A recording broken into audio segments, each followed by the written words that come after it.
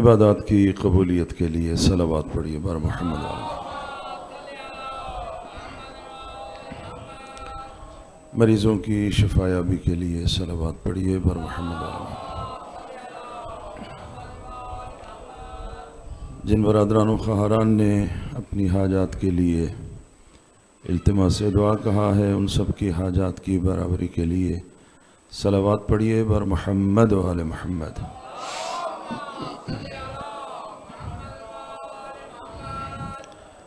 اس ادارے امام بارگاہ حسینیہ کے جو بانیان، جو خدمت گزار، معاونین، تعاون کرنے والے اس دنیا سے رخصت ہو گئے ہیں، خالق و مالک اللہ کی بارگاہ میں دعا ہے اللہ رب العزت ان سب کے درجات بلند فرمائے۔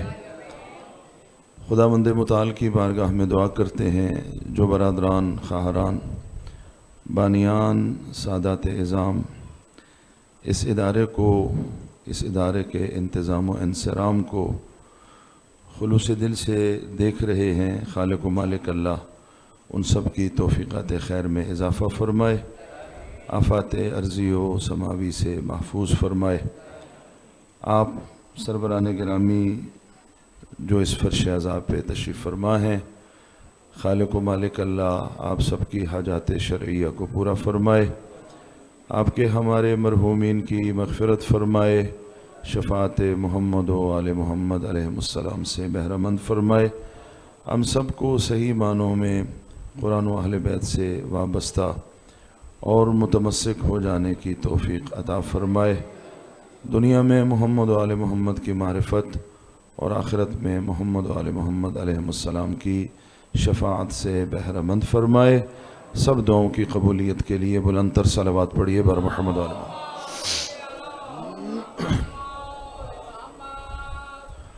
ما شاء اللہ لا حول ولا قوة الا باللہ العلی العظیم۔ اعوذ باللہ من الشیطان اللعین الرجیم، بسم اللہ الرحمن الرحیم۔ الحمد للہ الذی لا یبلغ مدحتہ القائلون ولا يحصي نعماءه العادون ولا يؤدي حقه المجتهدون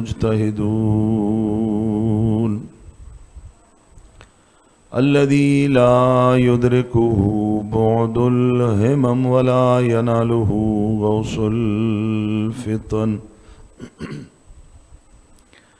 والصلاة والسلام على خير خلقه وأشرف بريته الذي سمي في السماء بأحمد وفي الأرضين بأبي القاسم محمد،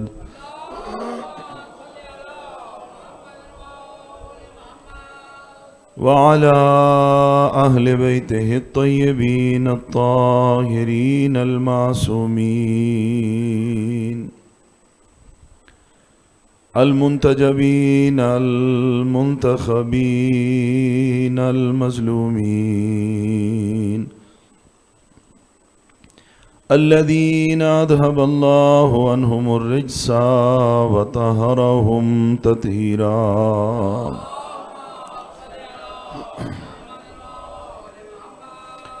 ورحمة الله على محبيهم ومواليهم،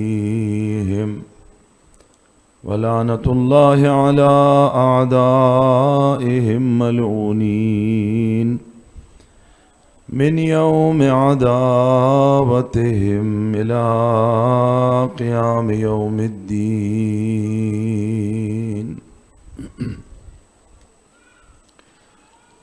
رب اشرح لي صدري ويسر لي أمري واحلل عقدة من لساني يفقهوا قولي۔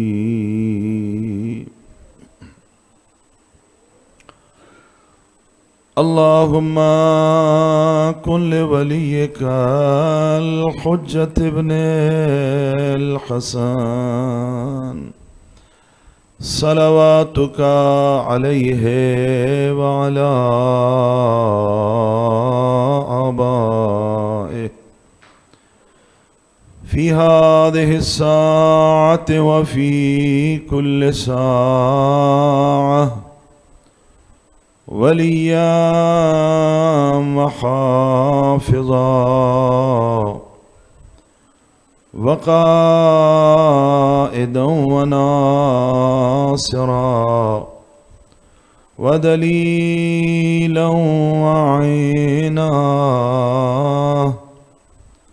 حتى تسكنه أرضك طوعا وتمتعه فيها طويلا برحمتك يا أرحم الراحمين. صلوات.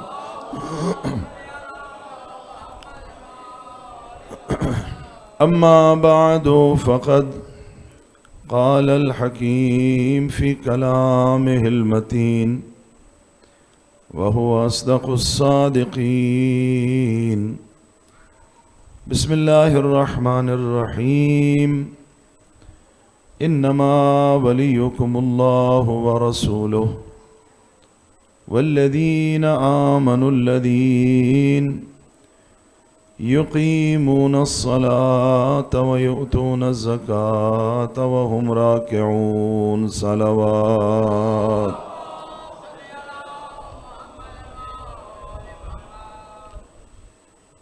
اللہ رب العزت کی بارگاہ میں دعا ہے آپ کا اور ہمارا اس فرش عزا پہ آنا اپنی بارگاہ میں عبادت کے طور پہ قبول فرمائے. برادران ایمانی،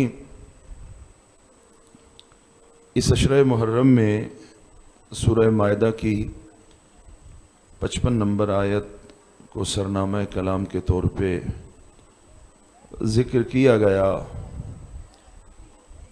اور اس آیت کے ذیل میں آقا امیر کائنات علی ابن ابی طالب علیہ السلام کی ذات والا صفات، عظمت، مقام اور پیغمبر گرامی اسلام کی زبان سے آقا کی شان میں نکلنے والے نورانی کلمات کو بیان کرنے کی سعادت اور توفیق حاصل ہوئی. ساتھ یہ عرض ہوا کہ فضائل و مناقب اہل بیت کے ساتھ ساتھ، ان کے بیان کے ساتھ ساتھ مظلومیت اہل بیت علیہم السلام بالعموم اور مظلومیت مولا امیر کائنات بالخصوص اس کو بیان ہونا چاہیے، چونکہ جب آقا امیر کائنات کی مظلومیت ہمارے سامنے آئے گی تو پھر ہمیں شاید کسی حد تک یہ احساس ہو جائے کہ امیر کائنات علی ابن ابی طالب کتنی عظمتوں والی ہستی ہے کہ ان عظمتوں کے باوجود یہ ظلم روا رکھا گیا، لیکن اس ظلم کے باوجود علی آج بھی علی ہے. نہ فقط آقا امیر کائنات بلکہ تمام معصومین علیہم السلام، تمام ائمہ نے علیہم السلام بالخصوص اپنے اپنے زمانے میں اور اپنی اپنی امامت کے زمانے میں آقا امیر کائنات کی عظمت کو بھی بیان فرمایا، آقا امیر کائنات کے فضائل کو بھی بیان فرمایا، اور آقا امیر کائنات کی مظلومیت کو بھی بیان فرمایا. بطور خاص کل کی گفتگو میں نے عرض کیا تھا اور آپ سے وعدہ کیا تھا کہ اگر توفیق ہوئی تو میں یہ مطالب عرض کروں گا. بطور خاص سب سے پہلے مرحلے پر آقا امیر کائنات کی عظمت، آقا امیر کائنات کی ولایت، آقا امیر کائنات کی مظلومیت کو سب سے پہلے جس ہستی نے بیان فرمایا وہ صدیقہ طاہرہ علیہ الصلاۃ والسلام کی ذات ہے. یعنی عظمت امیر کائنات کے لیے، ولایت امیر کائنات کے لیے، فضائل امیر کائنات کے لیے سب سے پہلے جو ہستی، آج میں اور آپ یہ نعرہ لگاتے ہیں اپنی زبان پر ولایت کا، اور ہم اپنے حساب سے کہتے ہیں کہ ہم ولایت پر چل بھی رہے ہیں اور حفاظت بھی کر رہے ہیں، لیکن حقیقت میں سب سے پہلے جس ہستی نے ولایت کا دفاع فرمایا ہے وہ صدیقہ طاہرہ کی ذات ہے، شہزادی کونین کی ذات ہے. اور میرا اور آپ کا دفاع مقام ولایت سے کیا ہوگا جب ہم حقیقت ولایت کو ہی صحیح معنوں میں نہیں سمجھ سکتے، تو پھر اس کا دفاع بھی اس طرح نہیں کر سکتے جس طرح دفاع ہونا چاہیے. ہاں، ہم عقیدت بھی رکھتے ہیں، محبت بھی رکھتے ہیں، مودت بھی رکھتے ہیں، دفاع کرتے بھی ہیں، کرنا بھی چاہیے، جتنی ہماری توفیق ہے ہم کرتے بھی ہیں، الحمدللہ یہ سارا پسندیدہ ہے. لیکن اگر سوال کیا جائے کہ پیغمبر کے بعد اور مولا امیر کائنات کی زندگی میں سب سے بڑی ہستی جو یہ کہہ سکتی ہے کہ میں علی کی ولایت کو بھی سمجھتی ہوں، علی کے فضائل کو بھی سمجھتی ہوں، وہ کون ہے؟ تو وہ زہرا اطہر کے علاوہ کوئی نہیں ہے.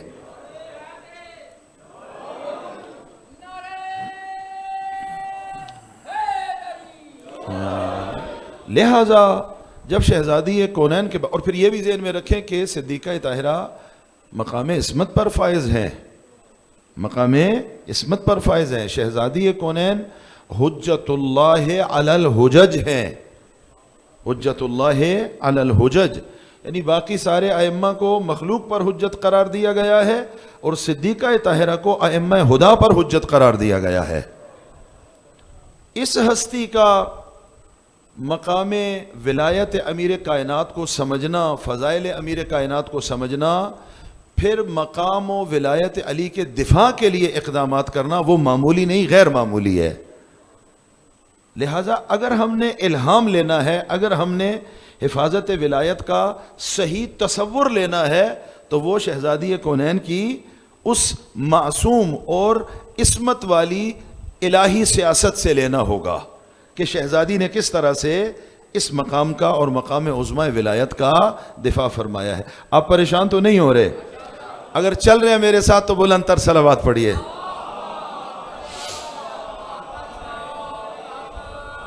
یہ ایک مطلب ہو گیا. دوسرا مطلب تمام ائمہ کے لیے، مولا امیر کائنات کے لیے اور صدیقہ طاہرہ سلام اللہ علیہا کے لیے، یہ سب ذوات مقدسہ کے لیے ذہن میں رکھیں. عام طور پہ ہماری محافل میں، ہماری مجالس میں جو مصیبت کا تذکرہ ہوتا ہے، مصائب کا تذکرہ ہوتا ہے، اس میں بنیاد بنایا جاتا ہے جسمانی مصیبتوں کو، یعنی جو معصومین علیہم الصلاۃ والسلام کو جسمانی تکلیفیں پہنچائی گئیں. تلوار کا زخم لگا، زہر دیا گیا، توجہ فرما رہے ہیں، نیزہ اور برچھی اور یہ سارے تیر و تبر کے جو زخم لگے، پتھر مارے گئے، عام طور پہ ہم ان کا ذکر کرتے ہیں کہ یہ بہت بڑی تکلیف تھی، یہ بہت بڑی اذیت تھی کہ خانوادہ رسالت مآب صلی اللہ علیہ وسلم سے یہ ظلم روا رکھا گیا. عموماً یہ ہوتا ہے. یہ ضرور ہونا چاہیے، اس کو بیان ہونا چاہیے، اس پہ آہ و بقا ہونی چاہیے، اس پہ خانوادہ حضرت محمد مصطفیٰ کو پرسہ دیا جانا چاہیے. یہ بالکل ٹھیک ہے، اس میں کوئی شک و شبہ نہیں ہے، اور یہ بالکل حق ہے اور حقیقت ہے، اس میں کوئی ابہام نہیں ہے. لیکن یہ بات ذرا سماعت فرما لیجئے کہ جو اتنی عظمتوں والے ہوں، جو گھرانہ اتنا عظیم ہو کہ جسے مختلف الملائکہ کہا گیا ہو، مختلف الملائکہ یعنی زبان سے کہہ دینا ایک بات ہے، میں نے کہہ دیا آپ نے سن لیا. مختلف الملائکہ یعنی جس گھر میں فرشتوں کا آنا جانا لگا رہتا ہے. ایک مرتبہ نہیں ہے کہ ایک مرتبہ آ گیا بس ختم ہو گیا، صبح آ گیا شام آ گیا، نہ، محبت الوحی، وحی نازل ہوتی ہے. مختلف الملائکہ، فرشتوں کا آنا جانا لگا رہتا ہے. اب یہ عظمتوں والا گھر ہے، یہ عظمتوں والا خانوادہ ہے، اور اس خانوادہ محترم و مکرم کی باعظمت ہستیاں ہیں.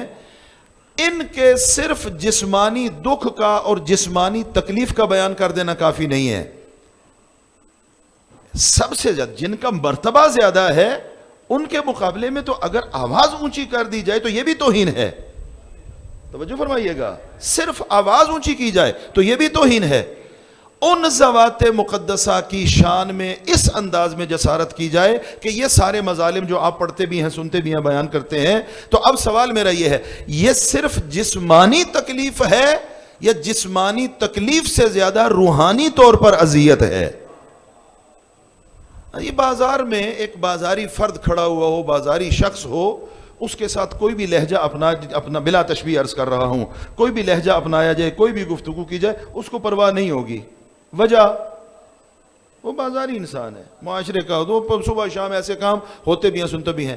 لیکن ایک شریف اور غیرت مند اگر بازار سے گزر رہا ہو, اس کے مقابلے میں اگر کوئی آواز اونچی کر دی جائے یا ہلکا لفظ اس کے سامنے بولا جائے تو وہ جیتے جی مر جاتا ہے, جیتے جی مر جاتا ہے. عین ممکن ہے کہ وہ اپنا راستہ بھی وہاں سے بدل دے اور اس کے بعد وہاں سے نہ گزرے, راستہ تبدیل کر دے کہ یہاں پر میری توہین ہوئی تھی, یہاں میری اہانت ہوئی تھی. یہ نقطہ عرض کر رہا ہوں برادران ایمانی, یہ نقطہ پہنچانے کی کوشش کر رہا ہوں کہ جسمانی تکالیف اور جسمانی مصیبتیں اپنی جگہ, اس پہ ہم گریہ کرتے ہیں, اور ایک سے بڑی ایک تکلیف ہے. میں نے شہادت کی مجلس میں یہ جملہ عرض کیا, اگر نہیں پہنچا تو ابھی عرض کر دیتا ہوں دوبارہ. کوفہ سے 300 بے حیا, 300 بے غیرت ایسے تاریخ میں ملتے ہیں کہ صرف سید الشہداء کے بدن پر برسانے کے لیے پتھر تیار کر کے لائے تھے. توجہ فرمائیے گا, یہ روٹین سے ہٹ کے میں گفتگو کر رہا ہوں, کوئی جوش خطابت نہیں دکھا رہا آپ کو. آپ کی چونکہ عشرے کی یعنی اس سال کی نوکری کی آخری مجلس ہے, تو اس عنوان سے میں سم اپ کر رہا ہوں ساری چیزوں کو, کوئی کنکلوڈ کر سکوں تھوڑا سا. تو 300 افراد, 300 بے حیا, 300 بے غیرت, اور صرف پتھر لائے نہیں ہیں, پتھر لائے نہیں ہیں, باقاعدہ میرے آج کی زبان کی اصطلاح میں باقاعدہ فیکٹریوں میں پتھر کو نوکدار بنایا گیا ہے, گھڑا گیا ہے, ان کی نوکیں بنائی گئی ہیں. کس لیے؟ اس لیے کہ آقا سید الشہداء اور شہداء کربلا کے بدن پر, پاکیزہ بدن پر, معصوم بدن پر, یہ بہت بڑی تکلیف ہے, یہ بہت بڑی اذیت ہے, یہ بہت بڑا دکھ ہے. ہم گریہ بھی کرتے ہیں, ہم ماتم بھی کرتے ہیں, ہم روتے بھی ہیں, اور گریہ بھی کریں گے, ماتم بھی کریں گے, روئیں گے بھی سے, یہ سب ٹھیک ہے. لیکن اس زاویے سے ذرا دیکھیں کہ پتھر و تیر و تبر و نیزہ و تلوار کو چھوڑ دیجئے, ذرا یہ سوچئے کہ حسین جیسا معصوم امام ہے جو دوش رسول کا شاہ سوار ہے, جو جوانان جنت کا سردار ہے, جس کی عظمت اتنی ہے کہ جس کو آقا رسالت مآب صلی اللہ علیہ وآلہ وسلم یہ ارشاد فرماتے ہیں, یا زین السماء والارضین, اے حسین تو آسمانوں کی بھی زینت ہے, زمینوں کی بھی زینت ہے.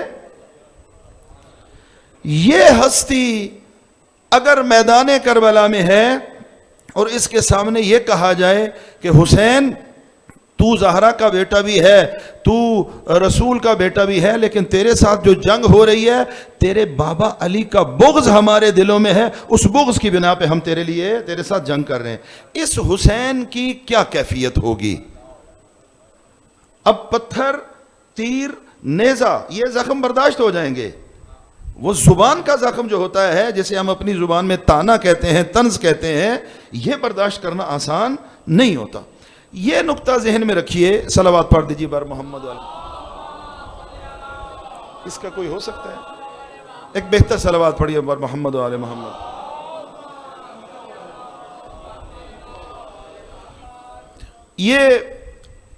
یہ زاویہ بھی ہمارے پیش نظر رہنا چاہیے کہ یہ زیادہ تکلیف دہ ہے. البتہ واضح کر دوں, بچے نوجوان عزیز ماشاءاللہ کافی بیٹھے ہوئے, پڑھے لکھے بیٹھے ہوئے ہیں, قطعاً کسی چیز کی نفی نہیں ہے, نہ اس جسمانی تکلیف پہ گریہ کرنا, رونا, آہ و بکا کرنا, پرسہ دینا, تعزیت پیش کرنا, اس کی نفی نہیں ہے. لیکن صرف یہ کہ اس سے ہم آگے بڑھیں کہ ان ذوات مقدسہ کی شان میں جسارت, وہ بہت بڑی جسارت ہے, چونکہ ان کا مرتبہ بہت بلند ہے.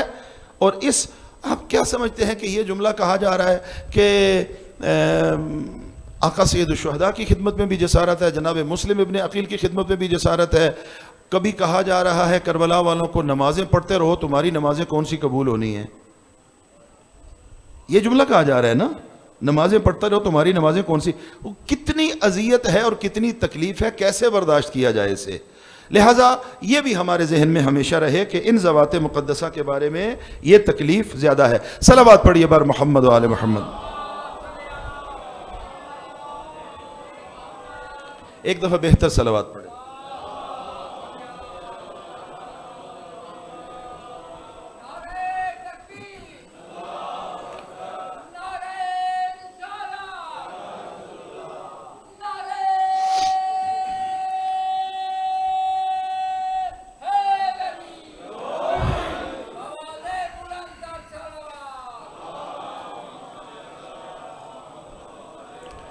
اب یہاں تک کی تمہید آج کی گفتگو کی اگر پہنچ چکی ہے اور میں پہنچانے میں کامیاب ہوا ہوں تو ہم آگے بڑھتے ہیں۔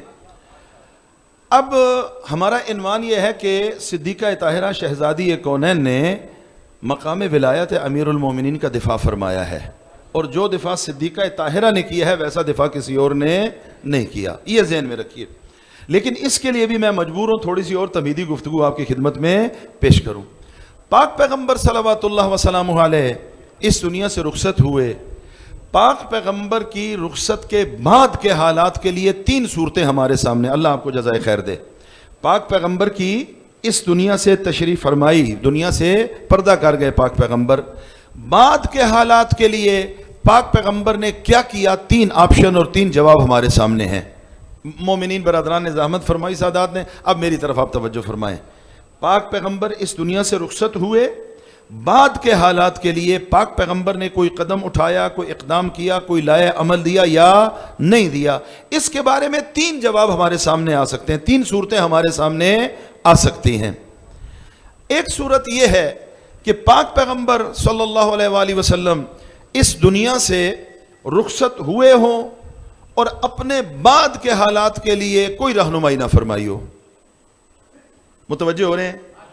پاک پیغمبر اس دنیا سے رخصت ہوئے ہوں اور اپنے بعد کے حالات کے لیے سرور معظم اسلام نے، خاتم الانبیاء نے کوئی رہنمائی نہ فرمائی ہو، امت کو، مسلمانوں کو، بعد میں رہ جانے والوں کو اپنے حالات پہ چھوڑ کے چلے گئے ہوں۔ ایک صورت یہ ہے، کچھ بھی نہیں فرمایا پیغمبر نے۔ خوب، یہ ابھی ہمارے بچے عزیز نوجوان سارے بیٹھے ہیں، ان کے سامنے اگر یہ بات رکھی جائے یہ فوراً کہیں گے ہم اس بات کو قبول نہیں کرتے، یہ بات قابل قبول نہیں ہے۔ وجہ اس کا جواب کیا ہے؟ کیوں ایسا؟ اس لیے کہ وہ نبی مکرم اسلام کہ جنہوں نے اپنی 23 سالہ زندگی میں چھوٹے سے چھوٹا مسئلہ بیان فرمایا ہے، چھوٹے سے چھوٹے مسئلے کو ذکر فرمایا ہے۔ مثلاً کیا ذکر فرمایا ہے؟ مثلاً برادران اسلام اور منابع فریقین میں یہ ساری چیزیں موجود ہیں۔ بیان فرمایا ہے کہ ناخن کیسے کاٹنے ہیں، بیان فرمایا نا، ناخن کیسے کاٹنے ہیں، ناخن کتنے کاٹنے ہیں، لباس کیسا پہننا ہے، لباس کس رنگ کا پہننا ہے، داڑھی کیسے رکھنی ہے، داڑھی کتنی رکھنی ہے، پانی کیسے پینا ہے، رات کو کیسے پینا ہے، دن کو کیسے پینا ہے۔ پریشان تو نہیں ہو رہے؟ یہ سرور کائنات نے بیان فرمایا ہے۔ اور ابھی تو ماشاءاللہ ٹی وی چینلز آ گئے ہیں مختلف، جو مختلف نسخے آپ کو بتاتے بھی رہتے ہیں اور آپ کے ذہنوں میں بھی ہیں، مجھے نام لینے کی ضرورت نہیں ہے۔ لباس ایسا ہونا چاہیے، لباس کا سائز ایسا ہونا چاہیے، قمیض اتنی لمبی، شلوار اتنی چھوٹی۔ توجہ فرما رہے ہیں؟ خوب، یہ سب کچھ بیان کیا گیا، سرور کائنات نے بیان فرمایا۔ ناخن اتنے کاٹو، اس دن کو کاٹو، اس دن کو، پانی دن کو پینا ہے تو ایسے پینا ہے، رات کو پینا ہے تو ایسے پینا ہے، داڑھی کو رنگ لگانا ہے یا نہیں لگانا۔ اس کو چھوڑیں، بیت الخلاء میں جانا ہے تو کیسے جانا ہے، نکلنا ہے تو کیسے نکلنا ہے، مسجد میں جانا ہے تو کیسے جانا ہے، مسجد سے نکلنا ہے تو کیسے، یہ سب کچھ پیغمبر نے بیان فرما دیا۔ برادران اسلام سب اس پر متفق ہے کہ پیغمبر نے بیان فرما دیا۔ نہیں بیان فرمایا تو یہ بیان نہیں فرمایا کہ میری بعد اس بیچاری امت کا رہنما کون ہوگا۔ توجہ فرما رہے ہیں؟ یعنی یہ سب کچھ بیان کر دیا سرور کائنات نے، چھوٹے سے چھوٹے مسئلہ، چھوٹی سی چھوٹی چیز کو اپنے سامنے رکھا اور بیان کیا۔ 23 سالہ جو رسالی زندگی ہے مبعوث پر رسالت ہونے کے بعد، اس 23 سالہ زندگی میں اس کو بیان نہیں فرمایا۔ خوب یہ ایسی بات ہے کہ جس کو کوئی بھی عقل مند قبول نہیں کرے گا کہ وہ حکیم الامت کہ جو سارے مسئلے بیان فرما رہا ہے، ہو ہی نہیں سکتا کہ یہ مسئلہ بیان نہ فرمایا ہو۔ ایک صورت یہ ہے کہ جو قابل قبول نہیں ہے، میں آپ کو شہزادی کونین کی بارگاہ میں لے کے آ رہا ہوں، لیکن تمہید بیان کرنا ضروری ہے۔ دوسری صورت یہ ہو سکتی ہے کہ سرور کائنات اس دنیا سے تشریف فرما ہوئے ہوں، رخصت ہوئے ہوں، اور اپنے بعد کے لیے ایک گروہ کو مشخص فرما گئے ہوں۔ توجہ فرما رہے ہیں کہ میرے بعد ولایت کے لیے، ولی کے لیے، والی کے لیے اگر کوئی پریشانی بن جائے تو اس گروپ کے پاس چلا جانا، اس گروہ کے پاس چلے جانا، یہ تمہیں پریشانی سے نکال دے گا۔ دوسری صورت یہ ہے کہ پیغمبر نے یہ فرمایا ہو کہ میرے بعد یہ کام کر لینا، یہ جماعت ہے، یہ گروہ ہے، یہ افراد ہیں، یہ تمہاری مدد کو آ جائیں گے۔ خوب اس کو بھی ہم قبول اس لیے نہیں کر سکتے کہ اگر پیغمبر خاتم نے یہ کام کیا ہے تو پیغمبر نے اس گروہ کے انتخاب کا معیار کیا بیان فرمایا ہے، اس کی شرائط کیا ذکر کی ہیں، اس کی خصوصیات کیا ذکر کی ہے، کسی منبع میں، کسی مدرک میں آیا اس گروہ کے نام آئے ہیں یا نہیں آئے؟ خوب ہمیں تو کچھ بھی نہیں ملتا۔ تو یہ آپشن اور یہ احتمال یہ بھی ہمارے لیے قابل قبول نہیں ہے، اس کو قبول نہیں کر سکتے چونکہ اس کے بارے میں ہمارے پاس کوئی دلیل موجود نہیں ہے۔ یہ دو صورتیں ہو گئیں۔ تیسری صورت کیا ہے؟ اور یہ بھی ذہن میں رکھے، اگر پہلی صورت جو ہے، اگر اس میں سرور کائنات نے کچھ بیان نہ فرمایا ہوتا، دوسری صورت میں کچھ بیان نہ فرمایا ہوتا، تو صدیقہ طاہرہ فاطمہ زہرا سلام اللہ علیہا کبھی بھی کچھ بات نہ کرتی۔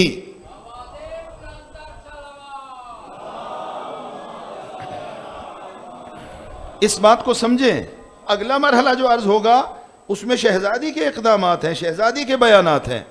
اگر پیغمبر خاموش رہے ہوتے تو سب سے زیادہ پیغمبر کے قریب یا علی مرتضیٰ ہیں یا فاطمہ زہرا ہیں، ان سے زیادہ کوئی بھی قریب نہیں ہے۔ سوال ہی پیدا نہیں ہوتا کہ پیغمبر نے خاموشی اختیار کی ہو اور پیغمبر کی خاموشی کے بعد شہزادی کونین خود سے آگے بڑھ کر کوئی قدم اٹھائیں۔ پیغمبر بھی معصوم ہے، صدیقہ طاہرہ معصومہ ہے، مولا امیر کائنات معصوم ہے۔ سوال ہی، لہذا شہزادی کے اقدامات سے یہ پتہ چلتا ہے کہ پیغمبر نے یہ کام کیا تھا جس کو آگے لے کر شہزادی بڑھ رہی ہیں۔ یہ مقام عصمت حضرت زہرا کا نتیجہ یہ ہے، عصمت کبریٰ ہے صدیقہ طاہرہ۔ ایک صلوات پڑھیے بر محمد و آل محمد۔ یہ دو صورتیں ہو گئی۔ تیسری صورت کیا ہے؟ تیسری صورت یہ ہے عزیزان محترم کہ پیغمبر نے اپنے بعد کے حالات کے لیے ولی کو بھی بیان فرمایا ہو، والی کو بھی بیان فرمایا ہو اور ولایت کو بھی بیان فرمایا ہو۔ تیسری صورت یہ بنتی ہے، اور اس کے علاوہ کوئی صورت نہیں ہے، سوال ہی پیدا نہیں ہوتا۔ یا سکوت محض ہے، پیغمبر خاموش چلے گئے، یا پیغمبر نے کوئی گروپ اور جماعت اور ڈیلیگیشن سامنے رکھا، یہ بھی نہیں ہے۔ اور تیسری صورت ہے کہ پیغمبر نے بیان فرمایا ہو۔ اچھا، اب آپ سے پوچھتا ہوں اس کے بارے میں کیا رائے ہے؟ اس کے بارے میں کہ پیغمبر نے اپنے بعد ولی کا، والی کا، ولایت کا نظریہ پیش فرمایا ہو، اس کے بارے میں آپ کی کیا رائے ہے؟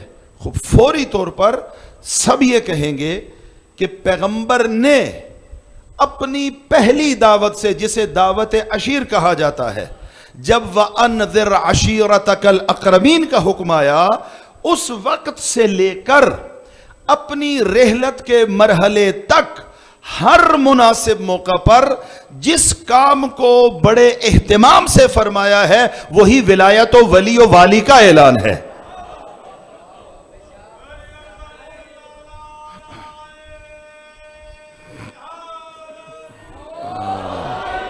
خوب اس پر آپ کے پاس متعدد ادلہ بھی موجود ہیں، آیات قرآنی بھی موجود ہیں، مسلسل آیات آپ کی خدمت میں عرض ہیں، روایات بھی موجود ہیں، پیغمبر کی عملی سیرت بھی موجود ہے، پیغمبر عملی طور پر یہ کام کر کے دکھاتے رہے اور فرماتے رہے۔ اس سے کیا سمجھتے ہیں کہ مولا سرور کائنات نے، پیغمبر خاتم نے یہ فرمایا کہ علی حرب کا حربی، تیرے ساتھ جنگ تیرے ساتھ نہیں ہوگی، مجھ محمد سے جنگ ہوگی. یہ پیغمبر خاتم نے فرمایا ہے. اس کا مطلب یہ ہوا کہ جو علی کا دشمن ہے وہ محمد مصطفیٰ صلی اللہ علیہ وآلہ وسلم کا دشمن ہے. اور اس جیسی دسیوں بیسیوں سینکڑوں حدیث ہیں، احادیث ہیں جن میں پیغمبر خاتم اہتمام سے آقا امیر کائنات کی عظمت کو، آقا امیر کائنات کے مقام کو اور اپنے بعد والے حالات کے لیے ولی و والی کا تعین بھی فرما رہے ہیں اور اعلان بھی فرما رہے ہیں. بس ان تین صورتوں میں بعد کے حالات کے لیے، بعد کے زمانے کے لیے سیرت حضرت محمد مصطفیٰ سے جو نتیجہ لیا جا سکتا ہے وہ یہی ہے کہ آقا نے بیان فرمایا تھا. اور پھر جملہ تکرار کر دوں، اگر آقا بیان نہ فرماتے، صدیقہ طاہرہ کبھی بھی یہ اقدام نہ فرماتی جو شہزادی نے اقدامات کیے ہیں. شہزادی کے اقدامات اس لیے ہیں کہ بابا کی، حضرت محمد مصطفیٰ کی معصوم سیرت شہزادی کے سامنے، اور خود شہزادی کا تعارف کروایا ہے. توجہ فرمائیے گا، خود شہزادی کا. روایت موجود ہے صدیقہ کا، شہزادی کا بچپنا ہے. پیغمبر خاتم بچپنے میں ہاتھ تھام کے باہر لے کے آئے. ایھا الناس، اے لوگو، اے مسلمانوں، اے کلمہ پڑھنے والو، جانتے ہو یہ کون ہے؟ جو جانتا ہے جان لے، جو نہیں جانتا میں بتا رہا ہوں، یہ فاطمہ ہے، یہ محمد مصطفیٰ کی بیٹی ہے. یہ جملہ، ایک جملہ میں کہتا ہوں، ایک جملہ آپ کہتے ہیں، ایک جملہ کوئی اور بندہ کہتا ہے. ایک جملہ چھوٹے سے چھوٹا جملہ اپنی معنویت کے اعتبار سے بہت بڑا جملہ ہے. یہ جملہ کون کہہ رہا ہے؟ جو مرکز کائنات ہے. میرے جیسا ناقص الفاظ بیان کرنے والا ایک بات کو بیان کرنے کے لیے 10 20 30 صفحے لکھے گا، لیکن جو قادر الکلام ہوگا وہ اسی مفہوم کو، اسی معنی کو 3 سطروں میں لکھے گا. اس کی 3 سطروں کا وزن جو ہے وہ ان صفحات سے کہیں زیادہ ہوگا. خوب اس تناظر سے لیں کہ اہتمام، کیا نہیں جانتے تھے کہ پاک پیغمبر کی بیٹی ہیں؟ کوئی کہہ سکتا ہے کہ میں نہیں جانتا؟ سب جانتے تھے کہ پاک پیغمبر کی دختر ہیں. اہتمام سے کیوں فرمایا؟ جو جانتا ہے وہ جان لے، جو نہیں جانتا وہ دل میں بٹھا لے. یہ فاطمہ ہے اور فاطمہ کوئی اور نہیں ہے، مجھ محمد کی بیٹی ہے. یعنی میں طالب علمانہ انداز میں یہ کہوں گا کہ پیغمبر خاتم صلی اللہ علیہ وآلہ وسلم اپنی تشریفائی کے زمانے کے لیے نہیں فرما رہے کہ جب میں موجود ہوں تو تمہیں بتا رہا ہوں، تمہیں دکھا رہا ہوں کہ فاطمہ میری بیٹی ہے. پیغمبر اپنے بعد کے زمانے کے لیے فرما رہے ہیں کہ جب میں نہیں ہوں گا تو ذہن میں رکھنا یہ فاطمہ میری بیٹی ہے.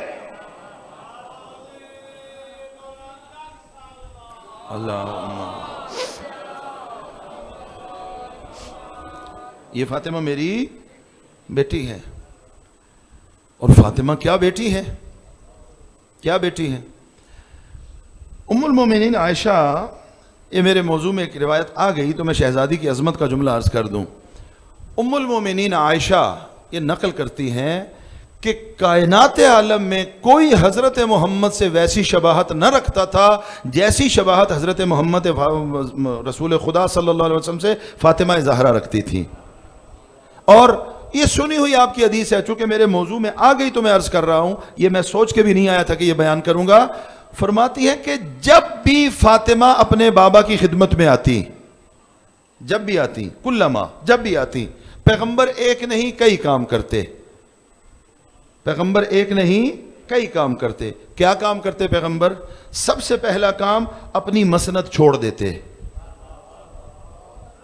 برادران اہل سنت کے ہاں روایت موجود ہے، اپنی مسند چھوڑ دیتے. قام الیہا، مسند چھوڑنے کے بعد کیا کرتے؟ چند قدم آگے بڑھ کر زہرا کا استقبال فرماتے. قام الیہا قبل بین عینیہا، زہرا اطہر کی پیشانی کا بوسہ لیتے. بعض نقول کے مطابق قبل یدیہا، زہرا اطہر کے ہاتھوں کا بوسہ لیتے. اور پھر کیا کرتے؟ وَأَجْلَسَهَا فِي مَجْلِسِ، اپنی مسند چھوڑ دیتے، زہرا کو اپنی مسند پہ بٹھاتے.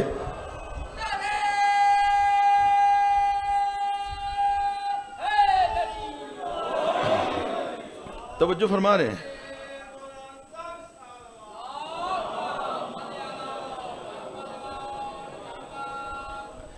اس زہرا کا مقام اور مرتبہ ام المومنین عائشہ نقل کر رہی ہیں، اور ام المومنین عائشہ اگر یہ مقام نقل کر رہی ہیں تو اصحاب کو بھی تو شہزادی کی عظمتوں کا پتہ ہے نا. پھر اصحاب میں کوئی یہ ڈھکی چھپی بات نہیں ہے. اس ہستی کے بارے میں سرور کائنات بطور خاص یہ فرما رہے ہیں مسلمانوں یہ زہرا ہے اور زہرا میری بیٹی ہے. اس سے کیا سمجھ میں آتا ہے؟ اسے سمجھ میں آتا ہے کہ غیر معمولی جملہ ارشاد فرمایا جا رہا ہے، غیر معمولی حالات کی طرف نشاندہی کی جا رہی ہے. نہیں، آپ جس طرح شہزادی کے جملے سنے ہیں آپ نے، ایک اور روایت سماعت فرمائیں. قرآن کی ایک آیت ہے وَلَا تَجْعَلُوا دُعَاءَ الرَّسُولِ بَيْنَكُمْ كَدُعَاءِ بَعْضِكُمْ بَعْضًا. لا تجعلوا دعاء الرسول بینکم کدعاء بعضکم بعضا. رسول کو اس طرح نہ بلاؤ جس طرح ایک دوسرے کو بلاتے ہو. رسول کو اس طرح نہ بلاؤ جس طرح ایک دوسرے کو بلاتے ہو. میں آج بھی تکرارن یہ تفاسیر جب دیکھ رہا تھا تو یہ واقعہ میری نظروں سے گزرا. اس میں 3 احتمال موجود ہیں. دعاء الرسول سے کیا مراد ہے؟ لا تجعلوا دعاء الرسول بینکم کدعاء بعضکم بعضا. ایک معنی یہ ہے جس طرح ایک دوسرے کو بلاتے ہو نا نام لے کے زید، حسن، علی، حسین، باقر، قاسم، یہ نام لے کے، اس طرح محمد مصطفیٰ کا نام لے کے نہ بلایا کرو. کہاں بیان ہوا ہے؟ قرآن میں. اچھا، اس کا نتیجہ کیا ہے؟ گہرا نتیجہ نہیں، ظاہری نتیجہ، فوری نتیجہ. قرآن کہہ رہا ہے کہ نام لے کے نہ بلاؤ، اس کا مطلب ہے کچھ ایسے تھے جو بلاتے تھے. توجہ فرمائیے، کچھ ایسے تھے جو بلاتے تھے، اور وہ کہاں سے تھے؟ بھائی وہ کہاں سے تھے؟ ہم تو کچھ کہیں گے تو پھر ہم تو کہتے ہیں کہ یہ کہہ دیا وہ کہہ دیا. قرآن کہہ رہا ہے نہ بلاؤ. کس طرح؟ جس طرح ایک دوسرے کو بلاتے ہو اس طرح نام لے کے حضرت محمد مصطفیٰ کو نہ بلاؤ. اس کا مطلب ہے بلانے والے موجود تھے. یہ آیت کے نزول کی خبر صدیقہ طاہرہ تک پہنچی، شہزادی کونین تک. صدیقہ طاہرہ اپنے پدر بزرگوار کی خدمت میں آئیں اور یا رسول اللہ کہہ کر پکارا. توجہ فرما رہے ہیں؟ یا رسول اللہ. اب یہاں سے اصل روایت مسلم ہے، آسان کرنے کے لیے اپنے الفاظ کا سہارا لے رہا ہوں. گویا کہ پیغمبر خاتم نے تعجب سے زہرا اطہر کو دیکھا کہ کیا ہو گیا. آپ ہمیشہ بابا جان کہہ کے بلاتی تھیں، آج آپ نے یا رسول اللہ کہہ کر بلایا، سبب کیا ہے؟ تو شہزادی کونین نے فرمایا بابا جان پتہ چلا ہے کہ کوئی آیت اتری ہے جس میں آپ کو بلانے کا ادب سکھایا گیا ہے. کوئی آیت اتری ہے جس میں آپ کو بلانے کا ادب سکھایا گیا ہے. رسالت میں آپ نے فرمایا میری بیٹی زہرا وہ نہ تیری بارے میں ہے نہ تیری اولاد کے بارے میں ہے. بڑی ذمہ داری سے عرض کر رہا ہوں، یہ آیت جس میں کہا گیا ہے کہ محمد کو نام لے کر نہ پکارو، وہ تیرے بارے میں نہیں ہے نہ تیری نسل کے بارے میں ہے. پھر فرمایا کس کے بارے میں ہے؟ اگلا جملہ جو میں یہاں عرض کرنا چاہ رہا ہوں، پیغمبر نے فرمایا میری بیٹی تو جس طرح، اللہ اکبر، ایک جملہ سماعت فرمائیے. گویا کہ پیغمبر نے فرمایا اس کائنات عالم میں قیامت تک رسول اللہ کہنے والے تو بہت ہوں گے، بابا کہنے والی صرف تو ہے.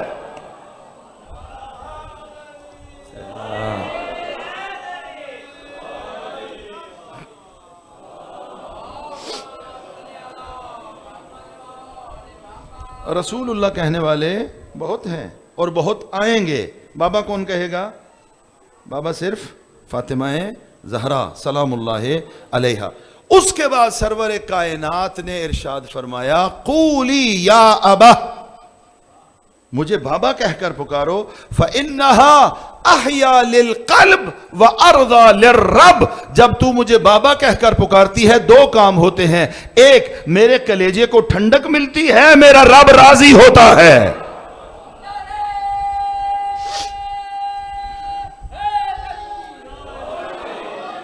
میرے کلیجے کو ٹھنڈک ملتی ہے. کیوں ٹھنڈک نہ ملے؟ کہ دشمنوں نے تانا ابتر دیا تھا. ابتر کا تانا دیا تھا، اور ابتر کے تانے کا جواب کون ہے؟ فاطمہ زہرا ہے۔ ابتر کے تانے کا جواب فاطمہ زہرا ہے۔ اے جبین مصطفیٰ یہ تو بتا،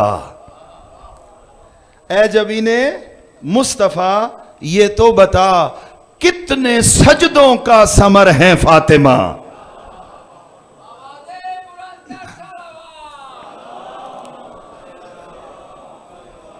اے جبین مصطفیٰ یہ تو بتا، کتنے سجدوں کا ثمر ہے فاطمہ۔ اور کسی اور قادر الکلام شاعر نے کہا، تانہ ابتر کو سن کر احمد مختار نے،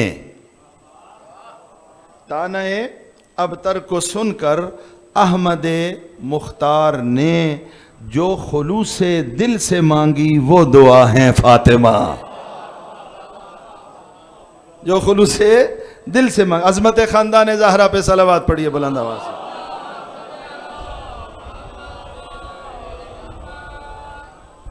ایک معنی یہ ہو گیا کہ اس دعا کا کہ پیغمبر کو اس طرح نہ بلاؤ جس طرح دوسروں کو بلاتے ہو۔ ایک معنی، اور یہیں پہ میں اس موضوع کو ختم کر کے تو اپنے موضوع پہ پلٹ جاؤں گا، دوسرا معنی یہ ہے کہ پیغمبر جب تمہیں بلائے تو اس طرح نہ سمجھو جس طرح باقی تمہیں بلا رہے ہیں۔ یہ گہرا مطلب ہے۔ پیغمبر جب تمہیں بلائے تو پیغمبر کے بلانے کو دوسروں کا بلانا نہ سمجھو۔ روایت کا میں بالکل ریفرنس آپ کی، اور برادران اہل سنت کی روایت ہے، منابع اہل سنت میں روایت موجود ہے۔ جناب ابی ابن کعب نماز پڑھ رہے ہیں، جلیل المرتبت ہیں، صحابی ہیں جناب ابی ابن کعب۔ پیغمبر ساتھ سے گزرے، پیغمبر نے آواز دی آ جاؤ۔ جناب ابی ابن کعب نے جلدی سے نماز ختم کی کہ پیغمبر نے بلایا ہے، جلدی سے نماز ختم کر کے پیغمبر کے پاس آئے۔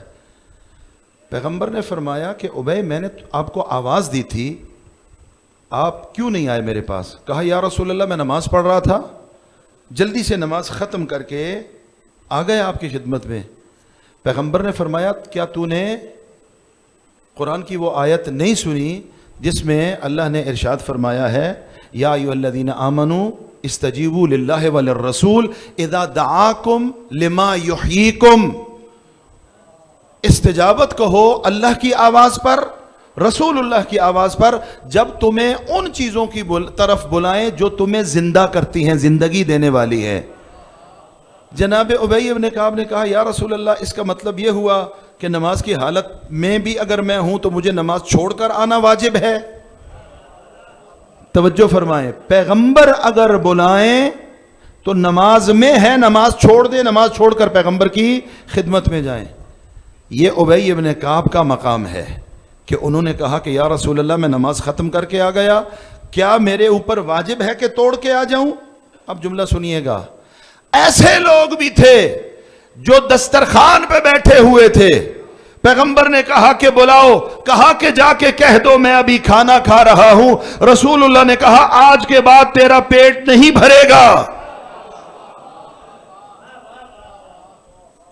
لا اشبع اللہ بطنہ، یہ برادران اہل سنت کی روایت ہے، لا اشبع اللہ بطنہ، پیغمبر کبھی اس کے پیٹ کو نہ بھرے گا، اس کو شکم سیر نہ کرے گا۔ جس کو محمد بلا رہے ہیں اور محمد کی آواز پر لبیک کہہ کر نہیں آ رہا، دسترخوان پہ بیٹھا ہوا ہے، نہیں اٹھ رہا، پیغمبر نے فرمایا کہ اس کا پیٹ کبھی نہیں بھرے گا۔ اب توجہ فرمائیں، بعض نے توجیہ کی کہ پیغمبر نے بد دعا تھوڑی دی تھی، پیغمبر نے بد دعا تھوڑی دی تھی۔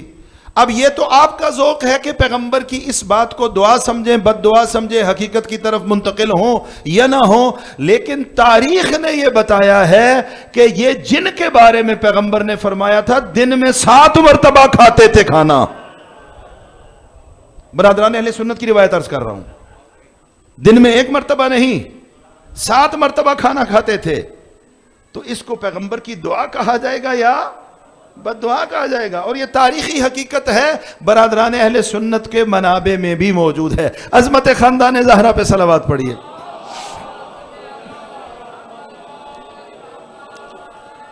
تو یہ شہزادی کونین کی سیرت یہ ہے، شہزادی کونین کا مقام یہ ہے، شہزادی کونین کی عظمت یہ ہے کہ پیغمبر نے صدیقہ کا مقام صحابہ کو بتایا ہے، ایک مرتبہ نہیں بار بار بتایا۔ اب یہ شہزادی اگر آقا کی رحلت کے بعد ولایت و ولی و والی کے لیے اگر کوئی اقدامات کر رہی ہیں تو اس کی حیثیت کیا ہوگی، اس کا مرتبہ کیا ہوگا؟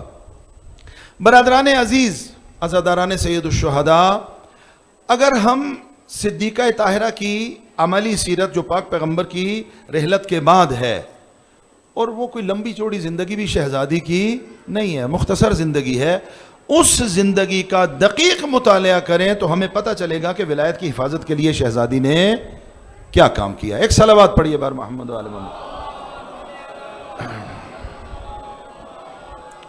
کئی اقدامات علماء نے ذکر فرمائے، 6 کے قریب اقدامات ایسے ہیں جو شہزادی کونین نے آقا امیر کائنات کی ولایت کی حفاظت کے لیے کیے ہیں۔ سب سے پہلی چیز جو میں یہاں پر ذکر کروں گا، پہلی محافظہ ولایت صدیقہ طاہرہ کی ذات ہے۔ پہلی چیز اور پہلا قدم یہ ہے کہ شہزادی نے خطبہ ارشاد فرمایا ہے، خطبہ ارشاد فرمایا ہے۔ اور خطبہ کہاں ارشاد فرمایا ہے، کس جگہ ارشاد فرمایا ہے، کس حالت میں ارشاد فرمایا ہے اور کس انداز میں ارشاد فرمایا ہے؟ ایک خطبہ تو وہ ہے جو مشہور ہے، خطبہ فدقیہ جس کو کہا جاتا ہے، اور ایک خطبہ شہزادی کا وہ ہے کہ جو انصار کی خواتین شہزادی کی عیادت کے لیے تشریف فرما ہوئی ہیں، وہ آئی ہیں بی بی کی خدمت میں اور آ کر سوال کیا ہے، یا بنت رسول اللہ، آپ مریضہ ہیں، آپ فرمائیے کہ آپ کی کیفیت اور حالت کیا ہے، دفاع ولایت عرض کر رہا ہوں۔ صدیقہ طاہرہ نے ان کے اس سوال کے جواب میں یہ فرمایا، میری بیماری، میری کیفیت، میری حالت کے بارے میں مجھ سے سوال کرنے سے بہتر ہے جاؤ اپنے مردوں سے پوچھو انہوں نے علی کے ساتھ کیا کیا ہے جس کے نتیجے میں بستر بیماری پہ آ گئی ہوں۔ یہ عرض کر رہا ہوں پھر کہ یہ معصومہ کا جملہ ہے، صدیقہ طاہرہ کا جملہ ہے، معمولی ہستی نہیں ہے۔ میری بیماری کا سوال مجھ سے نہ پوچھو، میری بیماری کی علت مجھ سے نہ پوچھو، میری بیماری کی وجہ مجھ سے نہ پوچھو، میری بیماری کا فلسفہ مجھ سے نہ پوچھو، جاؤ اپنے گھروں میں جو تمہارے مرد بیٹھے ہوئے ہیں ان سے پوچھو کہ انہوں نے بعد از محمد مصطفیٰ مقام ولایت علی ابن ابی طالب اور خاندان عصمت و طہارت کے مقام کے حوالے سے کیا کردار ادا کیا ہے۔ اس کردار کا نتیجہ یہ ہے کہ میری یہ حالت ہے۔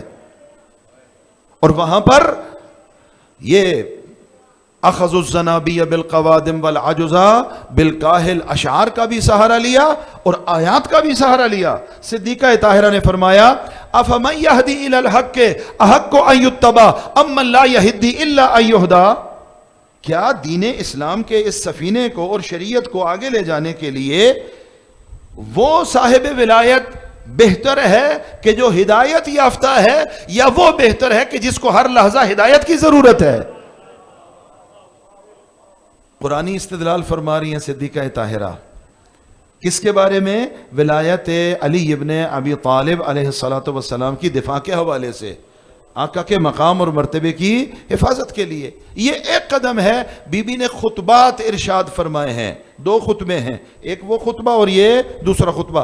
میرے ذہن میں ساری چیزیں ہیں، جتنا عرض کیا جا سکتا ہے وہی عرض کر رہا ہوں۔ صلوات پڑھیے بار محمد و آل محمد۔ دوسرا اقدام جو شہزادی نے کیا ہے مقام عظمہ ولایت کی حفاظت کے لیے، وہ انفرادی گفتگو کی ہے شہزادی نے۔ انفرادی گفتگو، پریشان نہ ہوئیے گا، میں ایسی کوئی بات نہیں کروں گا جو آپ کے لیے پریشانی کا باعث بنے۔ انفرادی گفتگو ہے۔ حضرت حمزہ سید الشہداء کی قبر پہ تشریف فرما ہوتی ہیں، گریہ فرماتی ہیں صدیقہ طاہرہ، حضرت حمزہ کی قبر پہ جاتی ہیں، گریہ کرتی ہیں۔ ایک قافلہ گزر رہا ہے، اس قافلے میں خواتین بھی ہیں، مرد بھی ہیں۔ محمود لبید نام کا ایک شخص ہے، وہ اپنی زوجہ سے کہتا ہے کہ ادھر سے کوئی گریہ کی آواز آ رہی ہے، کوئی خاتون رو رہی ہے، ذرا جا کے دیکھو کون ہے، کس بی بی کے گریہ کی آواز ہے۔ اس کی زوجہ جاتی ہے حمزہ سید الشہداء کی قبر پہ، فوراً دوڑتی ہے، واپس آتی ہے، کہتی ہے وہاں بنت پیغمبر تشریف فرما ہے۔ کہا فوراً جا کے درخواست پیش کرو میری کہ میں کچھ سوال پوچھنا چاہتا ہوں، ہاں میں کچھ سوال پوچھنا چاہتا ہوں۔ ولایت علی کا دفاع زہرا اطہر نے فرمایا. یہ زوجہ جاتی ہے, میرا شوہر کچھ سوال پوچھنا چاہتا ہے. پوچھ, کیا سوال ہے؟ کہا پیغمبر نے اگر یہ ولایت کا منصب اور صاحب ولایت تاجدار علی ہیں تو کیا پیغمبر کو نہیں چاہیے تھا کہ پیغمبر اس کو آتے؟ پیغمبر نے کیوں بیان نہیں فرمایا؟ محمود لبید پوچھ رہا ہے. جواب کون دے رہی ہیں؟ شہزادی کونین. شہزادی نے اس کی زوجہ سے کہا, جاؤ جا کر اپنے شوہر سے کہو کیا وہ غدیر کی خبر نہیں رکھتا؟ کیا میدان غدیر کے اعلان کو اس کو نہیں پتا؟ یہ جملہ شہزادی کا جملہ ہے. غدیر خم کے بعد میرے بابا محمد مصطفیٰ نے کسی مسلمان کے لیے کوئی بہانہ باقی نہیں رہنے دیا. ما ترک ابی لأحد بعد غدیر خم من عذر. کوئی مسلمان یہ دعویٰ نہیں کر سکتا غدیر خم کے بعد کہ ہمیں پیغمبر نے نہیں بتایا کہ کس کا کیا مقام اور مرتبہ ہے. میرے بابا نے بیان کر دیا تھا. یہ ایک سوال. کہا دوسرے سوال کی اجازت لے لو. دوسرا سوال کیا ہے؟ اچھا مان لیا کہ یہ علی کا مقام ہے, مان لیا کہ صاحب ولایت علی ابن ابی طالب ہے, تو شہزادی سے جا کر یہ پوچھو اگر علی صاحب ولایت ہے تو علی گھر میں کیوں بیٹھا ہوا ہے, علی خود کیوں نہیں آتا؟ توجہ فرما رہے ہیں؟ شہزادی نے کہا جا کر اپنے شوہر کو بتاؤ کہ تیری سوچ پہ تعجب ہو رہا ہے. امام اور ولی کی حیثیت قوم اور ملت میں کعبہ کی ہے. کعبہ چل کے نہیں آتا, کعبہ کے پاس امت چل کے آتی ہے.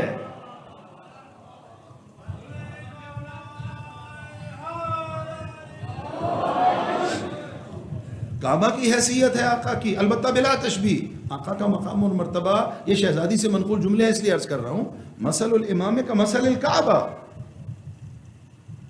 تؤتا ولا تأتی. امام کی مثال, امام کی حیثیت کعبہ والی ہے. کعبہ کی طرف حاجی چل کے جاتے ہیں, حاجی چل کے نہیں آتا. علی کیوں چل کے آئے تمہارے پاس؟ علی وارث ہے, علی امام ہے, علی ولی ہے, علی صاحب تاج ولایت ہے. امت کو چاہیے کہ علی کی خدمت میں چل کے آئے. یہ دو کام کیے شہزادی نے حق امیر المومنین کے دفاع کے لیے. تیسرا کام شہزادی کونین نے برملا نام لے لے کر اپنی ناراضگی کا اظہار فرمایا. نام لے لے کر اظہار فرمایا, فلاں فلاں فلاں, میں مرتے دم تک ان سے ناراض جا رہی ہوں.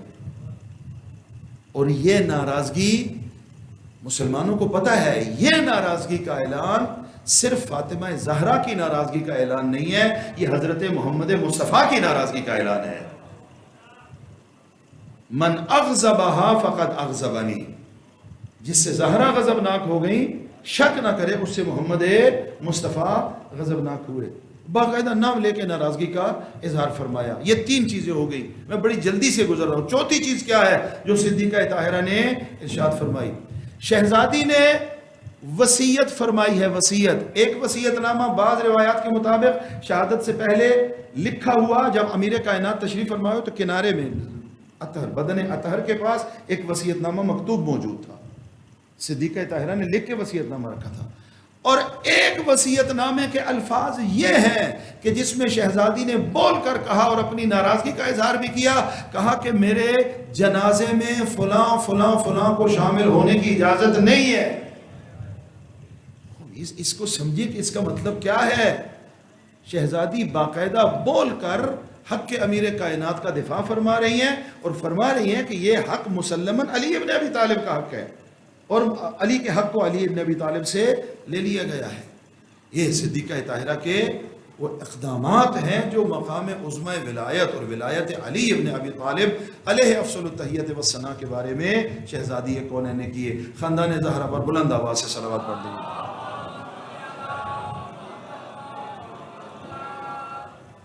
برادران ایمانی, اس سال کی اس عزاخانے کی میری آخری حاضری, اور یہ عشرہ محرم جو چل رہا ہے ترتیب سے تسلسل سے, اس کی یہ آخری مجلس ہے. لیکن ظاہر عزاداری بھی جاری ہے اور سلسلہ عزا ہمیشہ سے جاری اور چلتا رہے گا.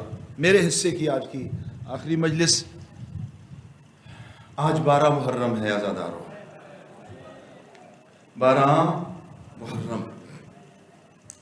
وہ ہمارے جو شعراء کلام لکھتے ہیں, ظاہر ہے وہ روایات کی بنیاد پر اور روایات کو سامنے رکھ کر صحیح جو شعر کہا جاتا ہے اس کی چاشنی اور اس کی جاذبیت اپنی ہے. زینب ہے سفر میں اور خاک ہے سر میں. زینب ہے سفر میں اور خاک ہے سر میں. کب ہوگی رہا قید سے، کب جائے گی گھر میں. قید سے زینب کو کب رہائی ملے گی اور کب زینب کو اپنے گھر جانا نصیب ہوگا. میں نے عرض کیا کہ 11 محرم اور 10 محرم میں منظر تھوڑا سا مختلف ہوا ہے، سوال ایک جیسا ہے. 10 محرم کو آقا سید الشہداء جب تنہا رہ گئے تو آقا سید الشہداء جب سواری کے لیے آیا رہوار پر اور ذوالجنہ پر سوار ہونے کے لیے، ملتا ہے کہ نظر یمینا و شمالا. آقا سید الشہداء نے دائیں بھی دیکھا بائیں بھی دیکھا اور یہ جملہ کہا، من یقدم جوادی، کون ہے جو حسین کو آج آ کر سوار کرائے گا. یہ مظلومیت کی انتہا ہے. پھر اپنے اصحاب کو مخاطب کیا، آقا عباس کو مخاطب کیا، جتنے شہزادے ہیں بنی ہاشم کے انہیں مخاطب کیا اور یہ جملہ کہا، جب بھی حسین سوار ہونے لگتا تھا ہر طرف سے تم شمع کے پروانے آ جاتے تھے. آج حسین بلا رہا ہے، کوئی نہیں آ رہا. یہ مظلومیت حضرت ابا عبداللہ الحسین ہے. کہتے ہیں شہداء کے لاشیں تڑپے لاشیں شہداء. یہ 10 محرم کا واقعہ آزادارو. 11 محرم کو منظر وہی ہے. اب جب بیبیوں کے سوار کرانے کا مرحلہ آیا نا، بیبیوں کے سوار کرانے کا، تو ایک مرتبہ سوچا گیا کہ کون بیبیوں کو سوار کرائے گا. علی کی علی بیٹی آگے بڑھی، آگے بڑھ کر کہا خبردار کوئی یزیدی آگے نہ آئے، عباس کی بہن موجود ہے، بیبیوں کو عباس کی بہن سوار کرائے گی. سب کو سوار کرایا اور میرا دل کہتا ہے کہ وہی 10 والا منظر تکرار ہوا ہوگا جب سب کو سوار کرا چکی ہوگی. نظرت یمینا و شمالا، کبھی زینب نے دائیں دیکھا ہوگا، کبھی بائیں دیکھا ہوگا اور اہتمام سے شط فرات کی طرف نگاہ ڈالی ہوگی. عجب نہیں کہا ہو بھیا عباس آج زینب سوار ہو رہی ہے، کوئی سوار کرانے والا کوئی نہیں. اجرکم اللہ. بس عزادارو، یہ قافلہ چلا یہاں سے، رخصت ہوا، کس انداز میں، محمل کیسے تھے، بچوں کو کیسے ظلم سے سوار کرایا گیا، حسین کے سینے کا تعویذ کیسے سوار ہوا، یہ سارے مقتل کے جملے ہیں آپ کے ذہنوں میں موجود ہیں. عزادارو، میں ایک خاص زاویے کی طرف لے کے جاؤں گا. آج 12 محرم ہے. حسین مولا جب کربلا میں آئے تھے 12 محرم کو، کیا ہوا اس کی آگاہی آقا حسین کو پہلے سے تھی. بنی اسد کو بلایا، بنی اسد کو بلا کر زمین خرید کر واپس کر دی. کل ایک جملہ عرض کیا، ان سے کہا کہ قیامت تک جو میرا زائر آئے گا اسے حسین کا مہمان بنانا. آپ کی عظمت کی طرف اشارہ کیا. 3 دن حسین کا مہمان رکھنا. ایک اور وصیت آقا نے کی، کیا؟ بنی اسد والو، یہ کمینے، یہ اشقیاء ہمیں شہید کر دیں گے، ہمیں شہید کرنے کے بعد اپنے نجس لاشوں کو دفن کر دیں گے. میں فرزند پیغمبر ہوں، میں جانتا ہوں ہمارے بدن کو دفن نہ کریں گے. اے بنی اسد والو، یہ زمین تمہاری ہوئی، تمہیں واپس کر دی. ایک کام کرنا، جب یہ اپنے نجس لاشوں کو دفن کر کے چلے جائیں نا، اے بنی اسد والو تم آ جانا، ہمارے ابدان کو دفن کر دینا. زہرا کے لال کی وصیت ہے، زہرا کے لال کی خواہش ہے، اے بنی اسد والو ہمارے جسموں کو، پاکیزہ جسموں کو تم دفن کر دینا. علماء نے بیان کیا صرف مردوں سے نہیں خطاب کیا، مردوں سے خطاب نہیں کیا.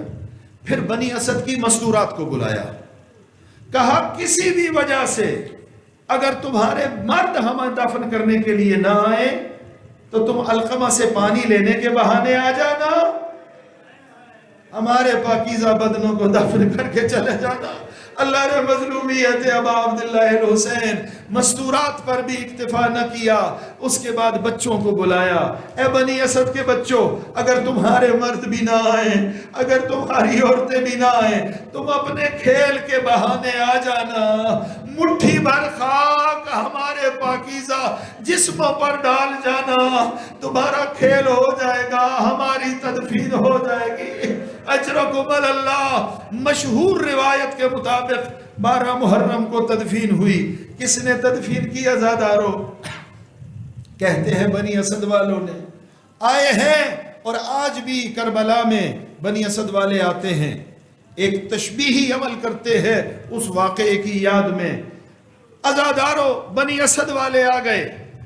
آ گئے کس کے لیے؟ حسین اور اصحاب حسین کو دفن کرنے کے لیے. لیکن مسئلہ کیا ہے؟ دفن کریں تو کیسے کرے؟ کسی پاکیزہ بدن کا سر موجود نہیں ہے، کسی کا سر موجود نہیں ہے. آپس میں بحث کر رہے ہیں آقا حسین کا بدن کہاں ہے، پوچھ رہے ہیں علی اکبر کا بدن کہاں ہے، پوچھ رہے ہیں قاسم کا بدن کہاں ہے.